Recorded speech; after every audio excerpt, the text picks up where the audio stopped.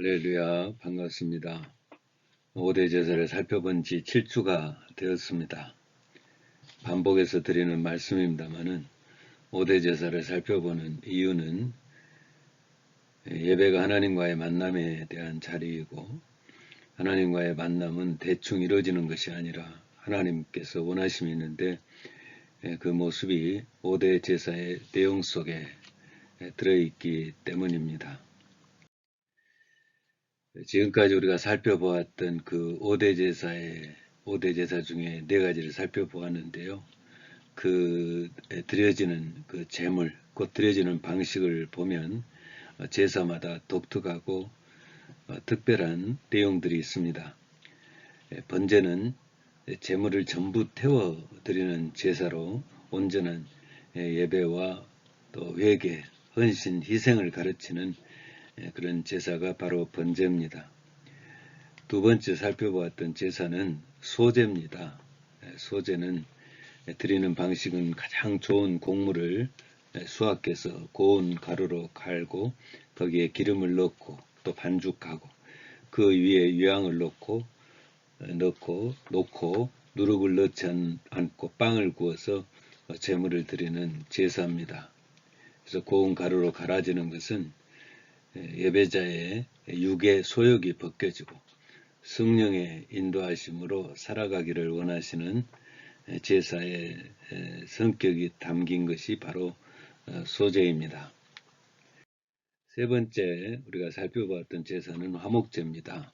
화목제는 감사제로 하나님 앞에 드린 제물 중에 극히 일부분을 제외한 제물을 예배자에게 다시 돌려주는 그런 제사 방식으로 하나님의 응답이 강하게 나타나고 있는 제사가 바로 화목제입니다. 이 화목제는 3가지가 있다는 것도 살펴보았죠. 보편적으로 좋은 일이 있을 때 드리는 감사제가 있고 서원하면서 드리는 그 서원제가 있습니다. 그리고 결과에 상관없이 좋은 일이 나쁜 일이 됐든 하나님 앞에 감사하는 제사로 낙헌제가 있습니다. 모두가 다 감사를 표현하는 제사로 하나님과 화목을 도모하면서도 이웃과의 화목함을 누리고 그러면서 또 드리는 자가 하나님께 은혜를 받는 넉넉함으로 채워지는 그런 제사가 바로 화목제입니다. 지난 시간 4번째 살펴보았던 제사는 속죄제입니다. 속죄제는 제물의 피가 가장 강조되는 제사입니다. 제물을 죽이고 제사장이 그 피를 받아서 휘장에 뿌리고 휘장 앞에 있는 분향단에 뿔에 뿌리고 성소 밖으로 나와서 번제단에다가 다 쏟으면서 드려지는 제사가 바로 속죄제입니다. 온통 성막 안에 온통이 이제 피냄새로 진동하는 그런 제사가 속죄제죠.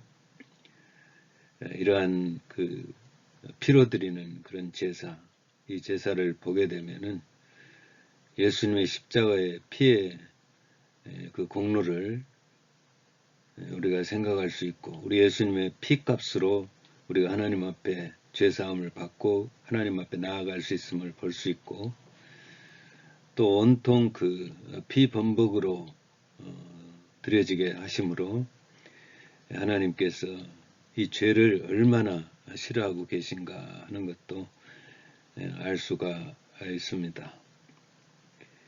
이사야서 59장 1절 2절에 보면 그런 말씀이 있죠. 하나님이 손이 짧아 구원하지 못하심도 아니요 귀가 둔하여 듣지 못하심도 아니라 우리의 죄가 하나님과 우리 사이를 갈라놓았다라는 가리웠다라는 그런 말씀이 있습니다. 그러니까 죄는 정말 물론 우리가 죄에서 완전히 자유로울 수는 없지만 죄가 발견되면 속히 회개하고 죄에서 돌아서려는 적극성이 있어야 되겠다는 사실을 이 속죄제를 통해서 또 깨닫게 됩니다. 이제 이런 내용들이 5대 제사 속에 있습니다. 그러니 예배의 시간은 쉽게 그렇게 형식적으로 드려지는 자리가 아니고 대충 드리는 시간도 아닙니다. 언제나 넌심을 다짐하고 성결한 삶의 자리를 유지하면서 범사에 감사하고 죄에 대해 철저하게 회개하는 자세로 드려지는 시간이 예배 시간임을 알 수 있는 것이죠. 오늘 이제 마지막 시간으로 살펴보는 내용은 5대 제사 중에 이제 마지막에 나오는 속건제입니다. 이 속건제는 히브리어로 아샴이라고 하는데 죄죄이라는 뜻이 있습니다. 그래서 죄에 대해 책임을 지는 그런 제사로 배상의 제사 또는 보상의 제사라고 부르기도 합니다. 이 속건제는 속죄제와 같은 점도 있고 유사한 모습을 지니고 있으면서도 다른 점이 있는데, 같은 점은 이 속죄제와 속건제는 필수 의무 제사라는 데 있습니다. 필수 의무 제사라는 것은 하나님과의 만남의 자리가 형성되는 데 있어서 죄사함이 성결 조건이기 때문에 필수 의무 제사라 그렇게 불려주고 있습니다. 죄사함이 없이는 하나님과의 만남의 자리가 없기 때문에 그렇습니다. 그래서 반드시 이 속죄제와 속건제가 하나님 앞에 드려져야 되겠죠. 요한일서 1장 8절 10절에 보면은 우리가 죄를 자백하면 그는 미쁘시고 의로우사 우리 죄를 사하시며 우리를 모든 불의에서 깨끗하게 하실 것이요 만일 우리가 범죄하지 아니하였다면 하나님은 거짓말하는 이로 만드는 것이니 또한 그의 말씀이 우리 속에 있지 아니하리라. 중요한 내용이죠. 죄가 해결되지 아니하면 하나님의 말씀이 우리 속에서 아무런 일도 행하지 못한다라는 그런 말씀입니다. 그러니 하나님을 만나서 은혜를 받기를 원하면서 제사를 드리고 예배를 드리는 자들에게 있어서 죄 해결을 다루고 있는 이 속죄제와 속건제는 필수 의무제인 것이죠. 두 번째 같은 점은 규례가 같습니다. 그래서 레위기 7장 7절에 보면 속죄제와 속건제는 규례가 같으니라고 말씀하고 있습니다. 규례가 같다라는 말은 재물을 처리하는 방법이 같다라는 그런 말씀이죠. 하여튼 유사점이 많고 또 어떤 의식이나 절차라든가 이런 것들이 같은 내용이 많다라는, 같은 내용이 있다라는 말씀이죠. 그래서 학자들 중에는 속건제를 따로 이렇게 구분하지 않고 속죄제와 함께 다루고 있기도 합니다. 세 번째는 예수님이 제물 되어 주셨음이 같습니다. 속죄 제물의 피가 드려지는 것을 살펴볼 때 제물의 피는 예수 그리스도의 피를 의미한다는 말씀을 드렸는데, 속건제의 제물에서도 역시 예수 그리스도께서 제물 되어 주셨다라고 성경은 말하고 있습니다. 이사야 53장이 예수님의 그 십자가로 인해서 우리에게 주어지는 은혜가 기록되어 있는데, 그 3장 10절에 보면 이렇게 말씀하고 있습니다. 여호와께서 그에게 상함을 받게 하시기를 원하사 질고를 당하게 하였은즉 그의 영혼을 속건 제물로 드리기에 이르면 그가 씨를 보게 되며 그의 날은 길 것이요 또 그의 손으로 여호와께서 기뻐하시는 뜻을 성취하리로다. 예수님이 속건 제물이 되어주셨음을 말해주고 있습니다. 예수님이 속건 제물이 되어주셨기에 우리가 예수 그리스도의 피의 공로로 또 하나님 앞에 나아갈 수 있는 것이죠. 크게 두 번째로 살펴볼 내용은 속죄제와 속건제의 다른 점입니다. 앞서 말씀드렸듯이 유사점이 있음에도 불구하고 속죄제와 속건제는 여러 가지가 또 다르게 나타나고 있는 내용들이 있습니다. 첫째는 속죄의 범위가 다릅니다.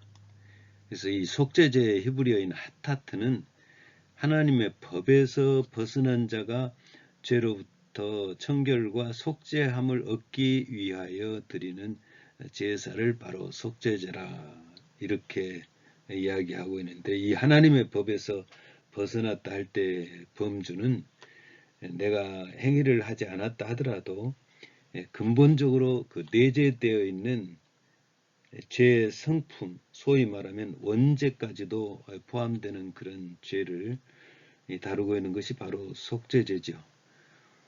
다윗이 자신의 죄를 깊이 통찰할 때 그런 말을 한 적이 있죠. 시편 52편 3절 5절의 말씀입니다. 무릇 나는 내 죄가를 아오니 내 죄가 항상 내 앞에 있나이다. 내가 주께만 범죄하여 주의 목전에 악을 행하여 싸우니 주께서 말씀하실 때 의로우시다 하고 주께서 심판하실 때 순전하시다 하리이다. 내가 죄악 중에서 출생하였으며 어머니가 죄 중에서 나를 잉태하였나이다. 죄를 짓고 난 뒤에 자신의 모습을 돌아보면서 한 말인데, 사람 앞에서는 죄가 아니라 싶은데 하나님 앞에서 돌아보니 자신에게 있는 죄된 모습이 지금의 죄뿐만 아니라 태어날 때부터 바로 이 죄의 속성을 가지고 있었음을 고백하고 그것마저도 회개하고 있는 그런 내용입니다. 두 번째로 속건제의 그 단어인 그 아샴이라는 말은 이 죄책이라는 뜻입니다. 그래서 죄에 대해서 책임지고 배상하는 제사가 바로 속건제임을 보여주고 있습니다. 유대 그 문화를 잘 연구하신 장제일 그 목사님은 속죄제와 속건제를 이렇게 구분하시더라고요. 속죄제는 의지든지 부지 중에든지 율법을 어긴 것에 대해서 하나님께만 회개하고 용서를 구하면 되는 것들이지만, 속건제는 의지든지 부지 중에든지 율법을 어긴과 동시에 다른 사람에게 물질적인 피해를 입혔거나 또는 배상이 함께 이루어져야 할 죄들이 포함된 것을 말한다라고 말하고 있습니다. 그러니까 죄를 다루고 있다는 점에서는 같은데, 속죄제와 구별점을 정리해보면 속죄제는 뚜렷이 구별되지 않는 눈에 보이지 않는 죄성까지도 해결받기 위한 제사라 한다면, 속건제는 죄 행위에 대한 결과로 인해서 생겨난 피해 보상까지 하게 하면서 인간관계 회복의 관점이 있는 제사가 바로 속건제입니다. 그리고 속죄제와 속건제는 또 제물도 다릅니다. 속죄제는 신분과 재산에 따라서 제물이 정해져 있는 반면에 이 속건제는 신분이나 귀천에 상관하지 아니하고 순양으로 정해져 있고, 속죄제는 공동체에 대한 속죄도 포함되어 있지만 이 속건제는 극히 개인적인 그런 죄를 취급하고 있습니다. 세 번째로 다른 점은 속죄제는 범위가 정해져 있지 않는데 속건제는 범위가 정해져 있습니다.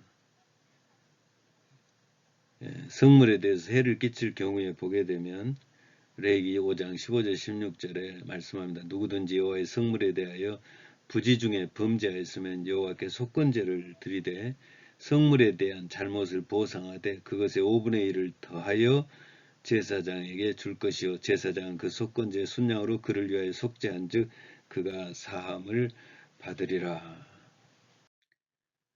성물은 하나님을 위해 구별되어진 물건이나 그 재물을 말합니다.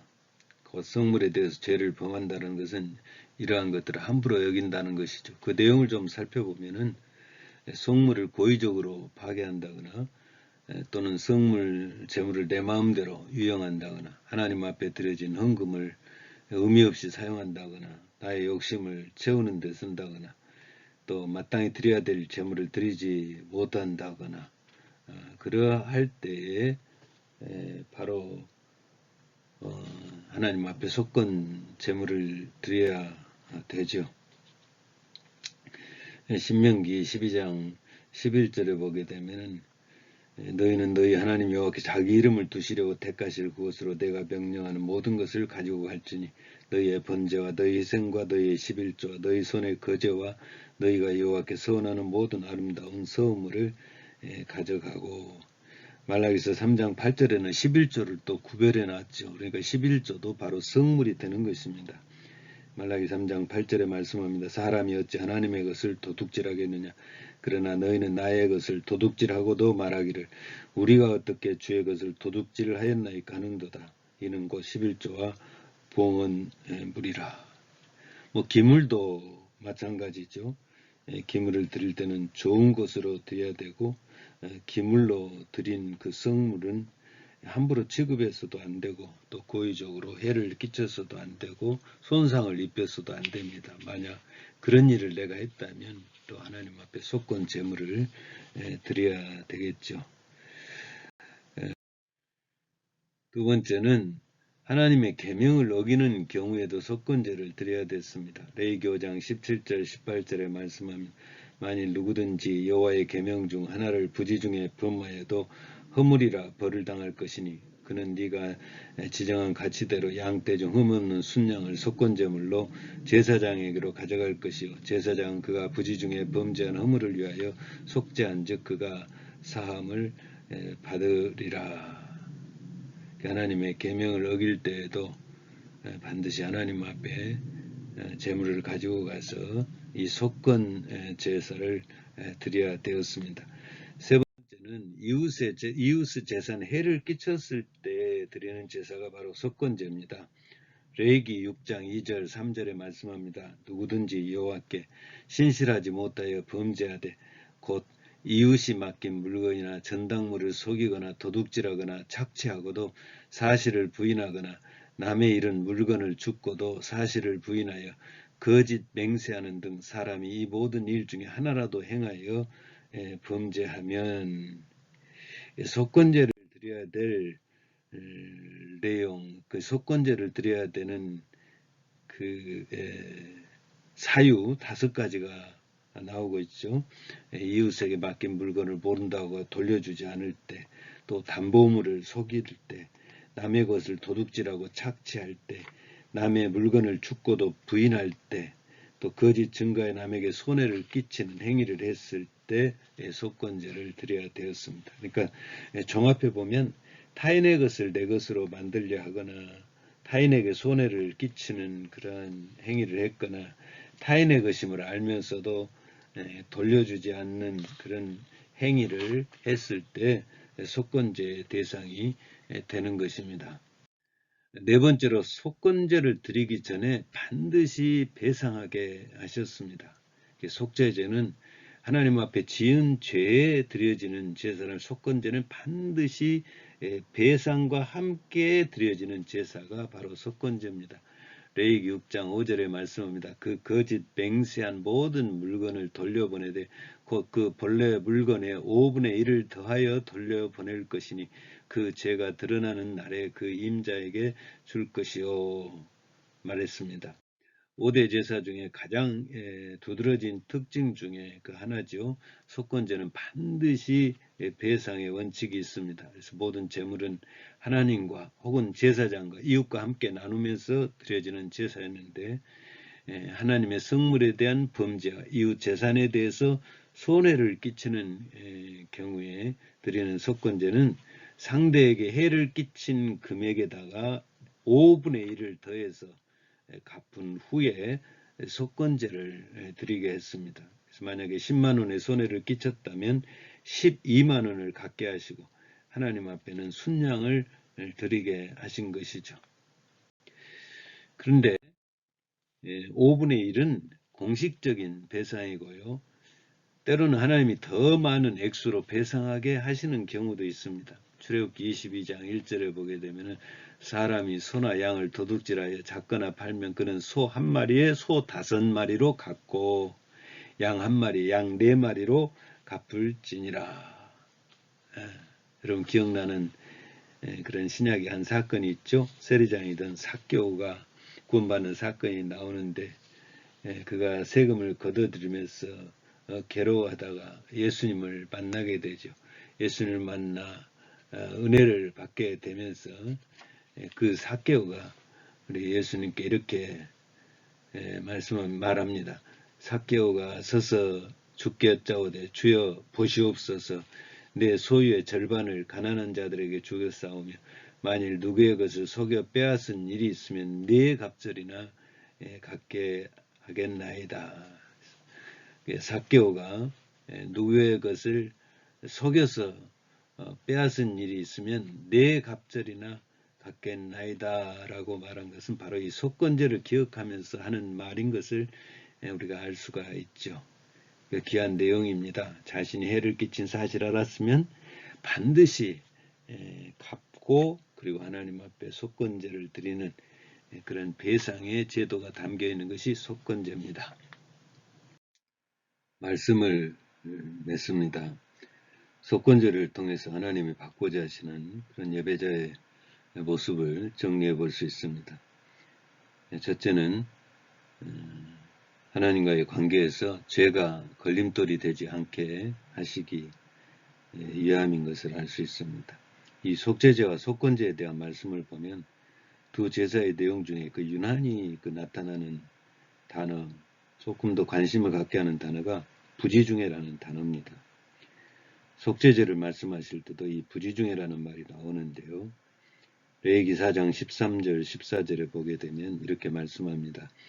만일 이스라엘 온 회중이 여호와의 계명 중 하나라도 부지중에 범하여 허물이 있으나 스스로 깨닫지 못하다가 그 범한 죄를 깨달으면 회중은 수송아지를 속죄제로 드릴지니 그것을 회막 앞으로 끌어다가 이렇게 말씀하고 있고, 속건제를 말씀할 때도 이 부지중회라는 말씀이 전제되고 있습니다.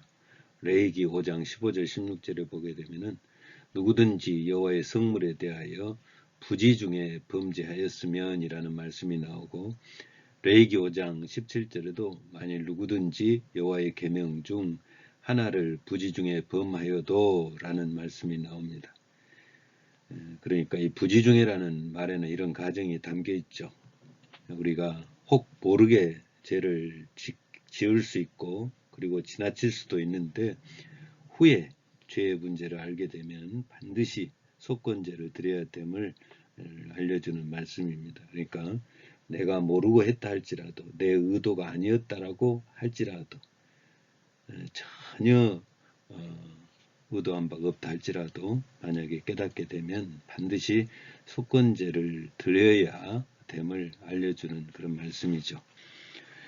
두 번째는 이웃과의 바른 관계로 살아가기를 원하시는 모습이 담겨 있습니다. 이 모습은 이제 배상하게 하시는 그 모습 속에서 볼 수 있는 내용인데요.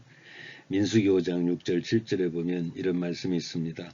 이스라엘 자손에게 이르라 남자나 여자나 사람들이 범하는 죄를 범하여 여호와께 거역함으로 죄를 지으면 그 지은 죄를 자복하고 그 죄값을 온전히 갚되 5분의 1을 더하여 그가 죄를 지었던 그 사람에게 돌려줄 것이요. 그러니까 이 속건제는 다른 제사하고 좀 다른 점이 있습니다. 그래서 5대 제사 중에 모든 제사는 이제 제사 드림으로 해서 정리가 되어지는 반면에 이 속건제는 제사만 드려서는 해결되지 않습니다. 그러니까 반드시 해를 끼친 일에 대한 보상이 5분의 1이라는 그 보상이 이루어져야만 응답이 되는 제사가 바로 이 속건제입니다.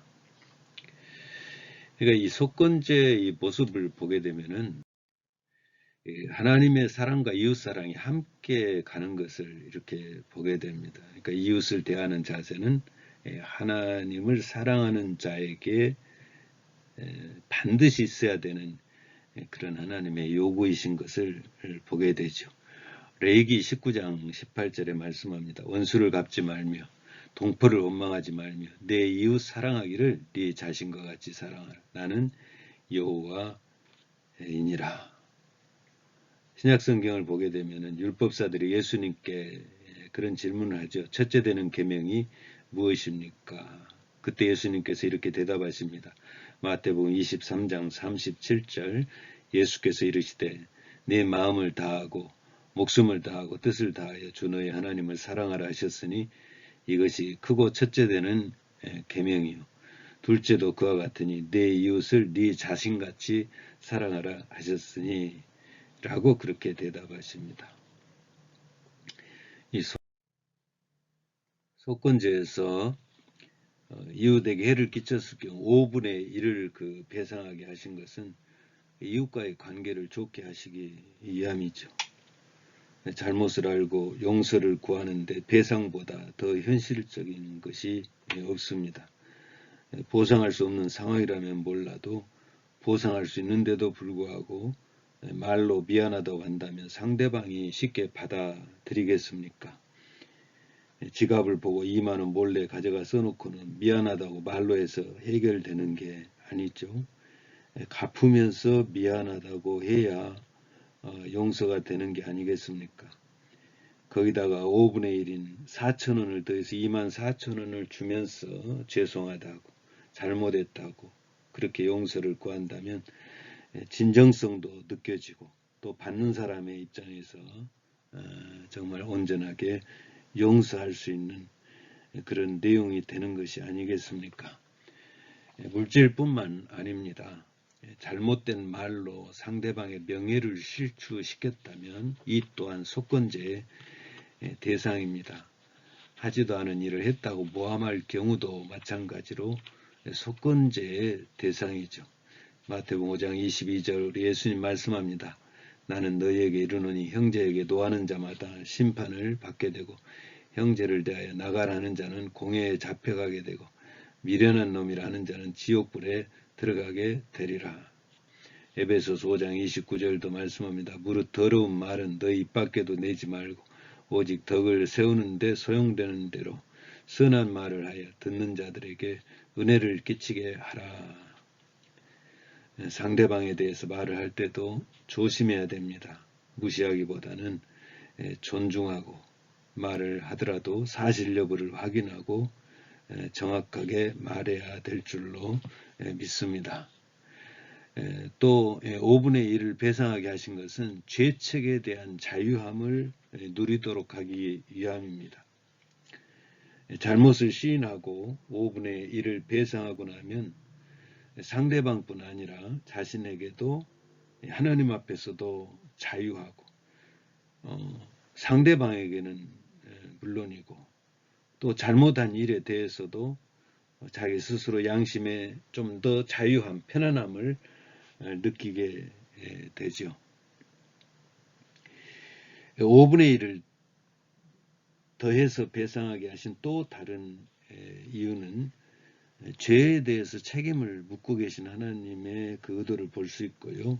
남을 해롭게 해서는 안 된다는 그런 의미가 함축되어 있습니다. 물론 이전에 살펴본 내용과 다 중복이 됩니다만은 유대 랍비의 그 문헌에 따르면 상대를 찾아가서 용서를 구하는 그런 순서가 다음과 같다고 말하고 있습니다.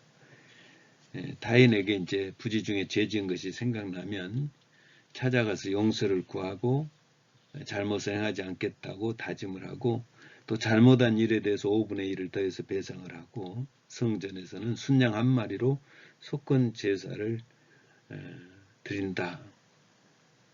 이는 이제 죄 지은 자가 하는 모습이고요.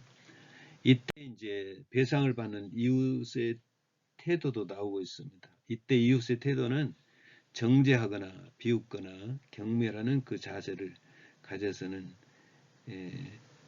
안 된다. 몇 번을 반복했던 상관없이 조건 없이 기쁜 마음으로 용서해야 용서를 하는 사람도 하나님 앞에 인정을 받게 되기 때문에 그렇습니다. 이런 모습은 정말 하나님을 사랑하는 마음과 이웃 사랑하는 마음 그것이 함께 들어가 있고 하나님 사랑과 이웃 사랑을 동일하게 실현하기를 원하시는 그 하나님의 마음이 들어있음을 볼 수가 있습니다. 아주 중요하죠. 이 중요한 이유가 이 모습에 예배응답이 있습니다. 마태복음 5장 23절 24절에 보면 이렇게 말합니다. 그러므로 예물을 제단에 드리려다가 거기서 네 형제에게 원망 들을 만한 일이 있는 것이 생각나거든 예물을 제단 앞에 두고 먼저 가서 형제와 화목하고 그 후에 와서 예물을 드리라 말씀하고 있습니다. 이 내용 또한 속건제사를 염두에 두시고 하신 그런 말씀의 내용이죠. 5대 제사가 복잡한 것 같지만 정리해보면 이런 내용입니다. 번제는 예배자의 온전한 헌신과 희생을 가르쳐 주시는 그런 제사이고요. 소제는 예배자의 육의 소욕이 이렇게 벗겨지고 성령의 충만함을 덧입게 하시는 제사가 바로 소제입니다.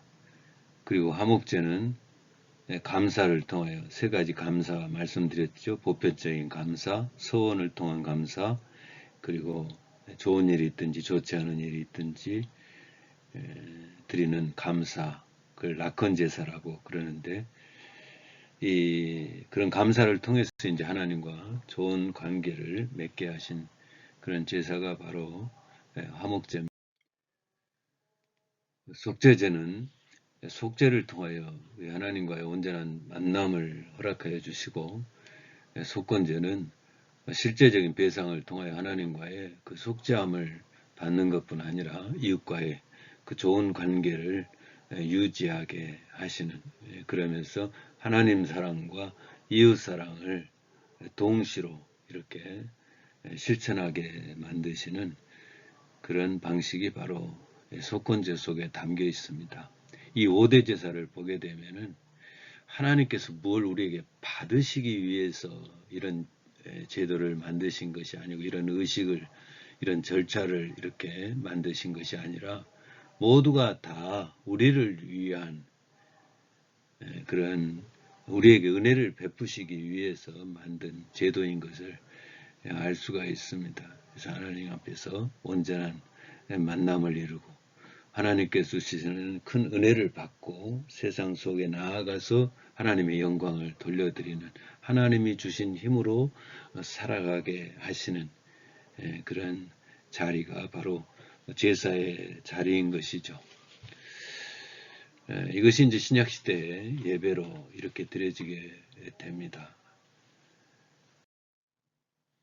그러니 예배 가장 소중합니다. 가장 우리가 중요하게 여겨야 되고 항상 즐겨 찾아야 될 자리이고 정성으로 찾아야 될 자리인 줄로 믿습니다.